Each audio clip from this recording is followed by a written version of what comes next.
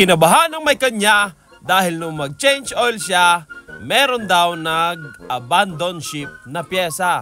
Kahit bago ang kanyang oil, inulit natin at ayan na nga, merong mga matampuhing pyesa na naglabasan dito sa kanyang strainer. Ang may kanya ng motorsiklong ito ay dati kong kaeskwela sa TUP Cavite nung ako'y estudyante pa lamang. Classmate ko. Nag-PM nga siya sa akin matapos ang ilang taon naming hindi pagkikita dahil napapanood niya daw ang mga video ko. Ito yung punto na stock up ang head cover at meron akong natuklasan. May bago na naman silang hinasa porket hindi sila yung tagabili ng tools. Ayan, natuklasan ko, may hinasa na naman sila. At ang sukli sa tanong ko ay tinawanan lang ako. Kaya naman natin tinanggal yung head cover dahil nandito ang suspect sa ibabaw. Base kasi sa itsura ng lumabas na pyesa ay mukhang bearing yon dito sa camshaft. I-timing muna natin ang ating camshaft sprocket para dukutin na lang natin yung camshaft mismo at hindi na tayo magkalas ng buong head. Para ma-confirm mo na talagang naka-timing na ang iyong timing mark, dapat gumagalaw ang intake at exhaust rocker arm. Sa puntong ito, ilalim na lang ang gumagalaw at ang ibabaw, which is ang intake, ay tumukod na. Ayun, magkabatch oh. Eto, naging kaklase ko pa to, tapos nauna pang graduate.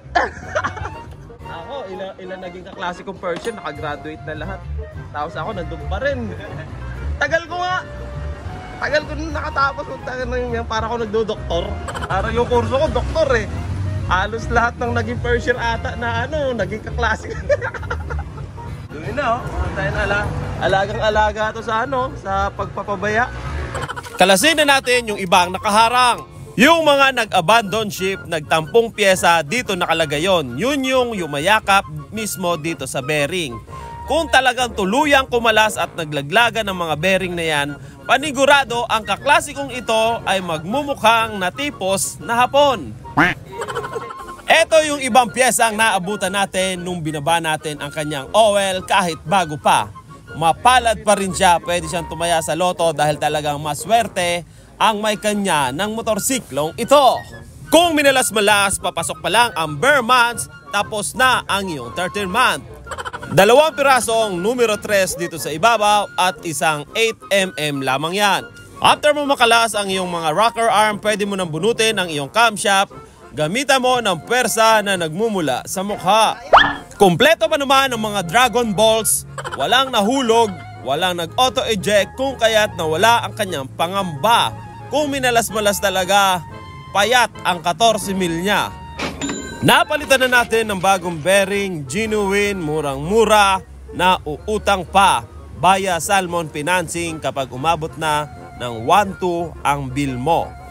Pwede yan sa Kalikutista Laboratory, Main sa GMAP at Kalikutista Laboratory, 13 Martires sa GMAP ulit. Pati ang bearing sa ilalim atin ang papalitan dahil bahagya na kasi itong magaspang. Sa sobrang busy niya sa trabaho, medyo sinipagan niya ang pagpapabaya sa kanyang motorsiklo. Paano masabi? Next natin bigla yung pyesa niyang nagkukulay pusit na kasi mukhang pumupormang bibili ng soft drinks ang may kanya ng motorsiklong ito. Baka diabetisin tayo pag puro soft drinks. Lalagyan natin siya ng gas treatment dahil nga mukhang malayo na ang na-travel ng kanyang motorsiklo.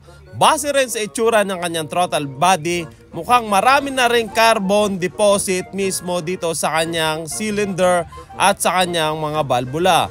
Kung kaya't lalagyan natin ito ng gas treatment. Ang magiging trabaho ng gas treatment na ito ay palalambutin niya yung mga namuong carbon deposit sa kanyang chamber at syempre sa kanyang valvula. Dapat kalahati lang talaga ilalagay ko pero dahil generous ako, binuhos ko na lahat. Pero dapat kalahati lang katumba sa isang full tank. Tapos, testingin natin ang kanyang motorsiklo after natin palaklakin ang gas treatment.